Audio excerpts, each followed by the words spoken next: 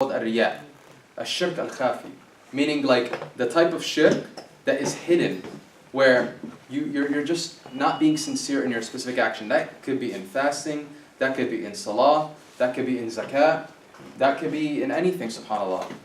It can even be in da'wah.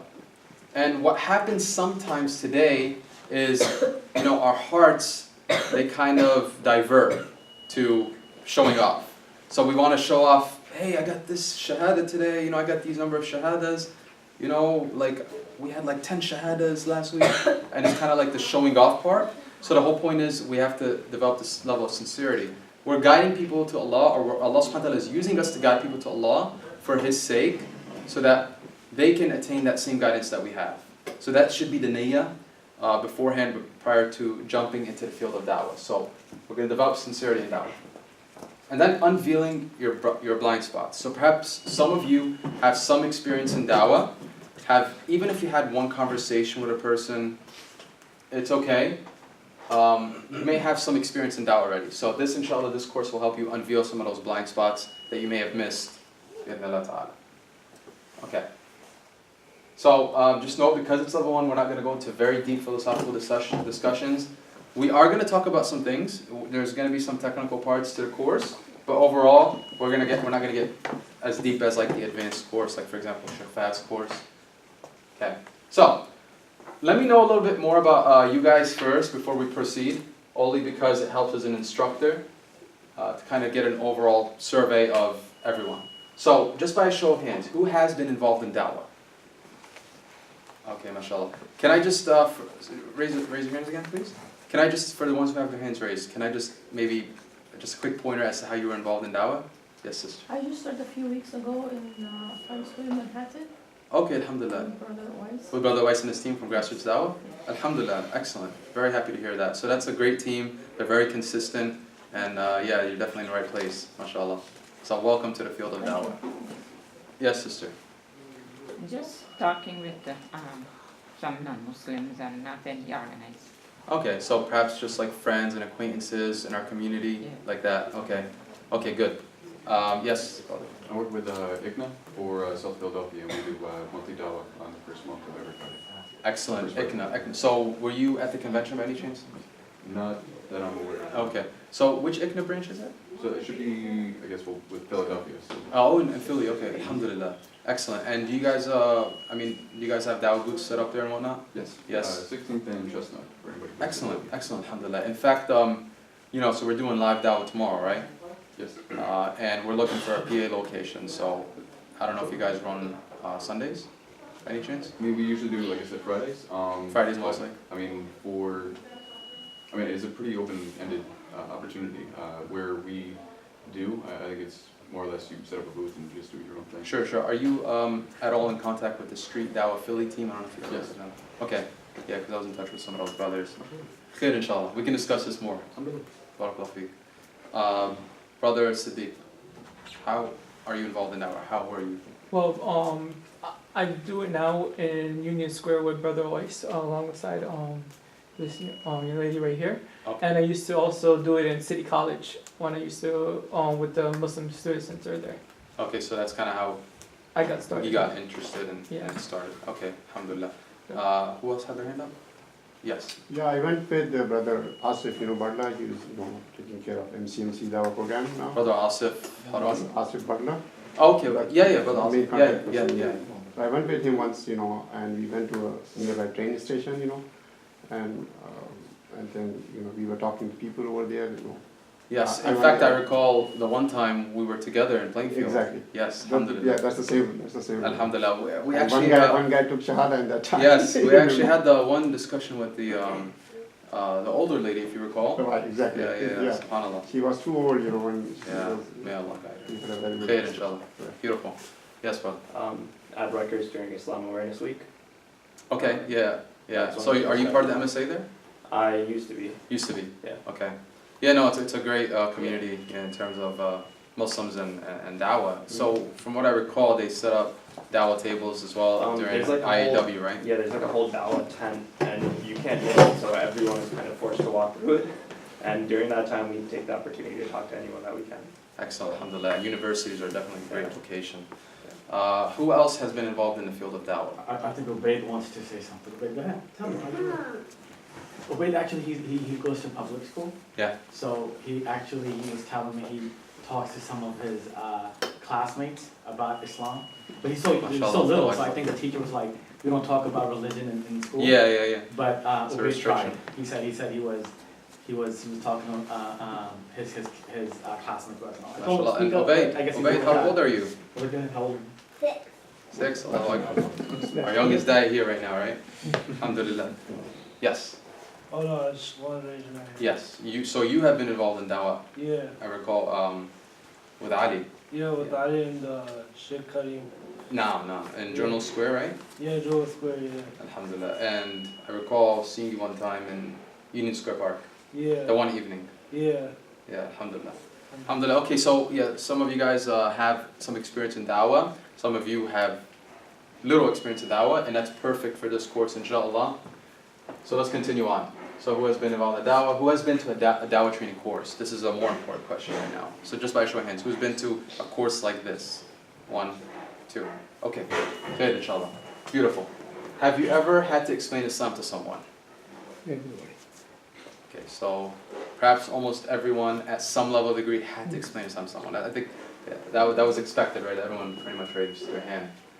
Now, this is the question though, is who feels comfortable in explaining Islam to non-Muslims? This question was asked in the forums, but who feels like comfortable? Who feels okay? Okay, so, kind of, yes. Okay, alhamdulillah. Good to know. Alhamdulillah. This is great. So let's continue on. I need a time check because we need to stop at 1 o'clock. Okay, we have time, a lot of time. This is beautiful because we can get to the part right before the role play, inshallah.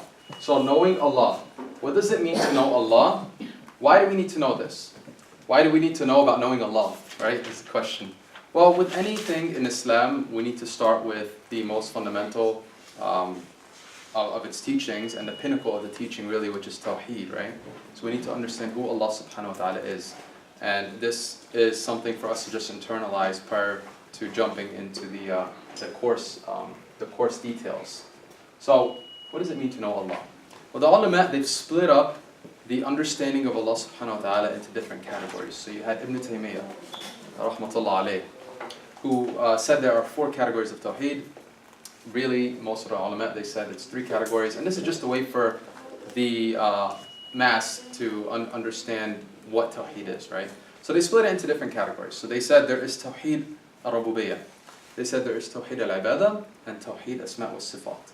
So we'll go over these 3, and the reason why it's important is because you will see how a Muslim should remain consistent according to creed, aqidah beliefs with the fundamentals of Tawheed, whereas the non-Muslim groups that exist today, they are not consistent. We'll see why when we analyze this. This is why it's really important to know who Allah is, so we can kind of detect and have a recognition as to, alright, we are sound in accordance to aqidah and creed, whereas others are not, and we need to kind of like figure out a way as to how to bring them back onto Islamic monotheism. So, Tawheed al-Rububiyyah is to believe that only Allah subhanahu wa ta'ala created the heavens and the earth without any association or partnership. Meaning Allah is the sole designer, the sole fashioner, the sole engineer, if you want to use that term. Right? He's the fine-tuner. He's the one who created the heavens and the earth, the cosmos, all that exists that we know of and don't know of. Because there are things that we don't know of that exist, right? Perhaps at very low sea levels or at very high, space areas that we have not discovered as of yet. But the point is, Tawheed al-Rububiyyah is to believe that Allah subhanahu wa ta'ala created created everything. And no one was involved in the creation. No one was involved in the creation. The second category of Tawheed is Tawheed al-Ibadah. Tawheed al-Ibadah is significantly important as Tawheed al-Rububiyyah. It is to believe that only Allah subhanahu wa ta'ala is due worship. That only Allah subhanahu wa ta'ala is to be worshipped and none other. So you're not supposed to worship anything else except Allah subhanahu wa ta'ala. Gift? Yeah. For me? So meaning you could just use it as you like. Oh, okay. Well, these better be tasty. Okay. I wish I had enough to go around. So this is Tawheed al-Ibadah, brothers and sisters. Okay? So to believe that only Allah subhanahu wa ta'ala is to be worshipped. Thirdly, Tawheed Asma' wa Sifat is to believe that Allah subhanahu wa ta'ala is due His names and attributes solely. Meaning there are specific, unique names and attributes that Allah subhanahu wa ta'ala encompasses that only belong to Allah subhanahu wa ta'ala, that only belong to the one true God. Okay, so as long as we have these beliefs, then we can say inshallah that our aqidah, our creed according to Islamic monotheism is sound, bi'idhnillah ta'ala. Now let's look at the non-Muslim. Let's look at specifically the Christian and the atheist or agnostic, because it's quite similar. So let's talk first about the atheist. Let's kind of go through the three categories of Tawheed. So, Tawheed al-Rububiyyah. Tawheed al-Rububiyyah says that you must believe Allah is the only creator, the creator of the heavens, the earth, the cosmos, everything we know of and don't know of. Where do atheists now stand in terms of Tawheed al-Rububiyyah? What do you guys think? Yeah. Chance, everything just happened based on chance. True. So are they consistent with Tawheed al-Rububiyyah? Do they believe in it or no? No, they don't. Okay, more specifically, why? That is definitely, like, that's, yeah, one of their contentions is like, hey, things happen by chance, evolution, right? Or there's a rejection completely that there's any sort of lordship or Yes. anybody. Yes. So they completely reject that there is a creator. Therefore, inconsistent with Tawheed al-Rububiyyah, because Tawheed al-Rububiyyah says that you have to believe that Allah is the creator of the heavens and earth. But they don't even believe in a creator. They deny the existence of a creator, and they lack belief in any religious type system. Okay? Good, alhamdulillah. So Tawheed al-Ibadah. Tawheed al-Ibadah is to believe that only Allah subhanahu wa ta'ala is to be worshipped. We're going down the atheists right now, right? So, do atheists believe that only Allah subhanahu wa ta'ala is to be worshipped? They don't, right? In fact, they don't believe anything should be worshipped. Perhaps just themselves, right? Their own nafs. And it's interesting because Allah subhanahu wa ta'ala says in Surah Al-Jathiyah, أَفَرَأَيْتَ مَنِ اتَّخَذَ إِلَهُهُ هَوَاهُ. Have you not seen the person who has taken their own soul as a god? And this is addressed specifically to perhaps the atheist, the agnostic, or just the person who follows their whims and desires. So interestingly, we see that the only god that the atheist probably does take is maybe their own self or even others, like perhaps celebrities or some great fan that they like. So they praise this person so highly, but they deny their own creator, right? So this is Tawheed al-Ibadah and how the atheists are inconsistent. Then we have Tawheed Asma' wa Sifat. So the atheist, if you now assess and see, well, does the atheist, are they consistent with Tawheed Asma' wa Sifat? What do we find? So Tawheed Asma' wa Sifat says that you are to believe that Allah is the, with all His names and attributes, He's maximally perfect. He is the one, the only, the first, the last. He is Al-Malik, right, the King of Kings. He is Ar-Rahman, the most merciful, the most compassionate, etc., etc., etc. But does the atheist believe in this? They don't, right? I mean, to them it's like, what are you talking about? I don't even believe in a God. So why are you even talking about attributes and, So to them, they completely reject this. So then we say that the atheist has fell into Shirk al-Rububiyyah, Shirk al-Ibadah, and Shirk Asma' wa Sifat, which are real Islamic terminologies. They're used in scholarly academia. So they have fell in Shirk of all three categories of Tawheed. And this is the sad reality, brothers and sisters. This is why it's really important to know about Allah subhanahu wa ta'ala. Because when we know about Allah, we can now see where they fall and try to invite them accordingly to each of the categories of Tawheed. Invite them to each of the categories. Did you have a question? Or Well, comment? it's just a comment. Sometimes, atheists, I get frustrated because they're inconsistent. Because when you talk to them about like heaven and hell, they get so defensive. It's like, if you don't believe in it, why are you so defensive about it? So the reason why they do get so defensive is because they deny the supernatural. To them, Yeah. heaven, hell, the conscious, the soul, God, it's just all supernatural, and it's just like something they reject. Yeah, but their whole entire like demeanor changes when they hear about it. Yeah, they get defensive. Yeah. it's Because just- to them it's foolish. They believe in, we'll get into this later, inshallah. They believe in something called philosophical naturalism. Uh-huh. Naturalism is to believe that everything is just physical processes. That's it. We're just a combination of carbon. Mhm. That's all we are. So there's no conscious, there's no supernatural, there's no devil, there's no angel, there's nothing. That's what they believe. but they have no justification for it. It's simply, as Allah subhanahu wa ta'ala says, a conjecture, right? It's just an assumption.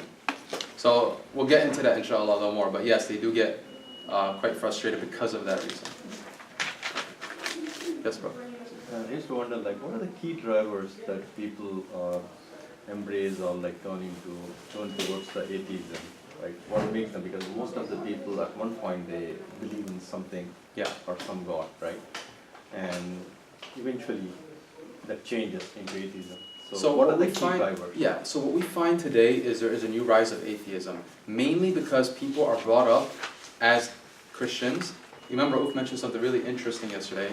You know, after colonizations happened, we're in a post-colonial type era right now, and people have been brought up with Christianity, only to come and realize over time that Christianity doesn't make sense to them.